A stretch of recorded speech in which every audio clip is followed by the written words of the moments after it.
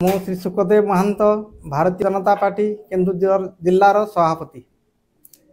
Bharatiya Janata party राज्य मत जिला सभापति घोषणा कर राज्य पाखे मु बधाई। आज मु आह्वान करुच्ची आम केन्दुझर जिलार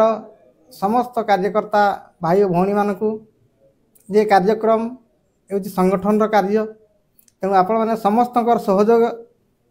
को भरसा करने सहयोग रे ही ये कार्यक्रम चलिबो एवं निश्चित रूप से मुझे कहबी आज संगठन एवं सत्ता जो रही आज ओडिशा रे आम जो ओडिशा सरकार और केंद्र सरकार अच्छी उभय सरकार जो कार्यक्रम जो विभिन्न योजना ताकू आम सठिक ढंग से कार्यकारी करवा प्रत्येक गाँ स्तर व बूथ स्तर में तेबे पार्टी निश्चित मजबूत हो एवं समस्त अपेक्षा रही समस्ते गुणुची मिशा पर आम कम करिया निश्चित ये भारत विकसित भारत देखिबो तेणु केन्दुझर एथिरे तार मुख्य भूमिका नेब आगे रहिबो ये मोर आशा।